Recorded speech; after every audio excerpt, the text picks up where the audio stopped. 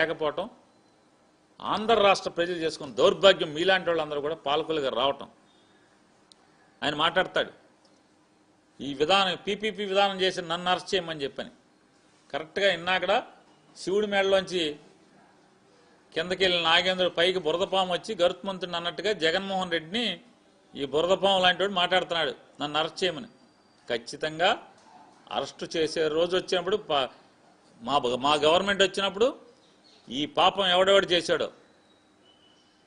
మోడీ గారి దగ్గరికి వెళ్ళి, మోడీ గారు మీ సత్యకుమార్ గారు ఇంత పాపాలు చేశాడు, చంద్రబాబు కలిసి దోసేశాడంటే, సరే నాకేం సమాడు దొంగ అయితే వేసేయమని చెప్పడేంటి?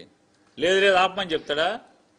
మాకు తెలుసు నువ్వు పాపాలు చేసి నువ్వు ఈ కాలేజీలు నమ్మేస్తే నిన్నెట్టా లోపల వేయాలో, మోడీ గారితో ఎట్టా మాట్లాడాలో మాకు తెలుసు. చూద్దిగాని ఆ రోజు మాట్లాడేది కానీ నీ నెత్తి మీద బొచ్చు పీకాలా? అది నీ నెత్తి మీద బొచ్చు ఏమైనా ఉందా అని అడుగుతున్నాగా. నా నెత్తి మీద వెంట్రుకలు పీకమని. వెంట్రుకలు కూడా పీకలేవు జగన్మోహన్ రెడ్డి. జుట్టున్నోడికి కూడా పట్టదు అది. ముందు నెత్తి మీద వెంట్రుకలు మొలిపించుకుని హైదరాబాద్లో ఇప్పుడు డబ్బులు తీసుకుని బాగా మొలిపిస్తున్నారు. వెళ్ళి ముందు నెత్తి మీద బొచ్చు మొలిపించుకుని తర్వాత ఆ ఛాలెంజ్లు చేయాలి సత్యకుమార్ గారు. నిదట్లో లోకేష్ లేపాడని పరిగెత్తుకొచ్చి ఏది పడితే అది మాట్లాడి, జగన్మోహన్ రెడ్డి గారు 30 కేసుల్లో ముద్దాయి 16 నెలలు జైలు చేసినాడు అది అని మాట్లాడుతున్నావు. అసలు నువ్వు ఎవరి చేతి కింద పనిచేస్తున్నావు? సుమారుగా 150 కేసుల్లో ముద్దాయి అని చంద్రబాబు నాయుడు చేతి కింద పనిచేస్తున్నావు. నువ్వు సిగ్గు లేకుండా మళ్ళీ జగన్మోహన్ రెడ్డి గారి గురించి మాట్లాడతావు. చంద్రబాబు నాయుడు గారు జైల్లో ఉండి రాలేదా నేరం చేసి? సాక్షాత్తు బీజేపీ పార్టీకి సంబంధించినటువంటి గొప్ప నాయకురాలు సుష్మా స్వరాజ్ గారు పార్లమెంట్లో మాట్లాడారు. ఏమని మాట్లాడారు?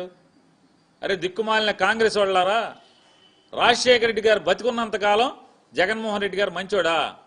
రాజశేఖర రెడ్డి గారు చనిపోయి మీకు ఎదురు చెప్తే, జగన్మోహన్ రెడ్డి మీకు ఎదురు తిరిగితే, మీకు బానిసలాగానే బతకనని చెప్పి ఎదురు తిరిగితే జగన్మోహన్ రెడ్డి నేరస్తుడయ్యాడా అని భారతీయ జనతా పార్టీకి సంబంధించినటువంటి సుష్మా స్వరాజ్ గారు, మీకులాగా రంగులు మార్చే పువ్వు కాదు ఆవిడ, నికార్సైన పువ్వు, నికార్సైన కమలం ఆవిడ. మరి ఆవిడ ఏం చెప్పింది పార్లమెంట్లో? నీ బోర్డు సర్టిఫికేట్ నీకు కావాలా జగన్మోహన్ రెడ్డి గారి గురించి? నీ సర్టిఫికేట్ నువ్వు చెప్తే గవర్నమెంట్ హాస్పిటల్లో డాక్టర్లు సూపరింటెండెంట్లు నీ మాట లెక్క చేయరు. నువ్వు మళ్ళీ నీ సర్టిఫికేట్ ఒకటి మాకు కావాలా? నీ సర్టిఫికేట్ ప్రజలు లెక్క చేస్తారా జగన్మోహన్ రెడ్డి గారికి ఇచ్చేటండి సర్టిఫికేట్ని? ఇవాళ ఖచ్చితంగా సత్యకుమార్ గారు నువ్వు జుట్టు మొలిపించుకుని నువ్వు ఇక్కడ చేస్తున్నటువంటి అవినీతి, ఎక్కడైతే మెడికల్ కాలేజీల్లో నీ చేయి కూడా, అంటే నీ మీద కూడా పాపం అంటుతుంది కాబట్టి ఆ సంపాదించుకున్న పాపంతో జుట్టు మొలిపించుకురా హైదరాబాద్ వెళ్ళి. ఖచ్చితంగా 2 ఏళ్ల తర్వాత 3 ఏళ్ల తర్వాత మేము వచ్చే గవర్నమెంట్లో నీ జుట్టు పీకుతాం లేదు చూద్ది. కానీ జుట్టు లేనివాడిని ఏం పీకుతాం, ఉన్నోడిని అయితే పీకుతాం. కానీ కాబట్టి నోరు మాట్లాడేప్పుడు సభ్యత సంస్కారం, నోరు సంభాళించుకుని మాట్లాడితే ఖచ్చితంగా మీరు చేసి చూడండి. సత్యకుమార్ గారు మోడీ గారి దగ్గర నీ పాపాలని చెప్పి ఖచ్చితంగా వేయటం ఖాయం అనేది కూడా ఏం భయపడాల్సిన పని లేదు. అట్లాగే ఎవరైతే చంద్రబాబు నాయుడు గారి మాటలు నమ్మి, సత్యకుమార్ మాటలు నమ్మి, సత్యకుమార్ ఉన్నాడు కదా మోడీ గారి దగ్గర, అమిత్ షా గారి దగ్గర, ఆయన చూసుకుంటాడే పైరవీ చేస్తాడే అని మీరు అనుకుంటే ఖచ్చితంగా ఆయనతో పాటు మీరందరూ కూడా ఈ పాపంలో ప్రజల ఆస్తిని దోచేయటానికి ఎవరైతే అడుగు ముందుకేశారో, ఈ రొంపిలో దిగారో, ఈ బురదలో దిగారో ఖచ్చితంగా అందరూ చట్టం మేరకు శిక్షించబడతారనేది కూడా మీ అందరికీ హెచ్చరిక చేస్తూ, అలాగే చంద్రబాబు నాయుడు గారు ఇవాళ కలెక్టర్లని దోషులుగా చెప్తున్నారు. కలెక్టర్లను ఏం చేస్తున్నారు మీరు? ఇది మా వాళ్ళు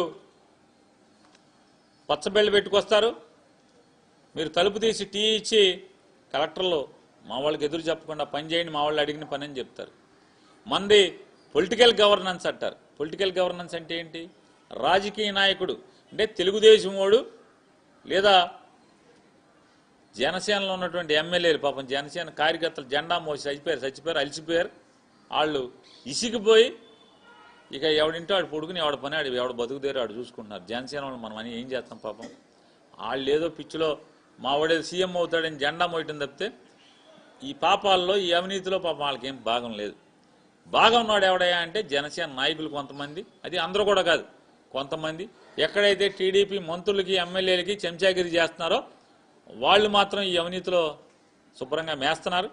వాళ్ళు ఎమ్మెల్యేలు మంత్రులు కలిసి ఏది చెప్తే కలెక్టర్లు డూడు బస్వన్లాగా ఇవాళ కలెక్టర్లు ఎస్పీల పరిస్థితి ఏమైపోయిందా అంటే ఎమ్మెల్యేలు మంత్రుల దగ్గర గంగిరెద్దోడి చేతిలో గంగిరెద్దు ఆడిచ్చినట్టుగా మీరు బోరవుతడం కలెక్టర్లు ఎస్పీలు పాపం తలకాయ ఇవ్వటం తప్పితే.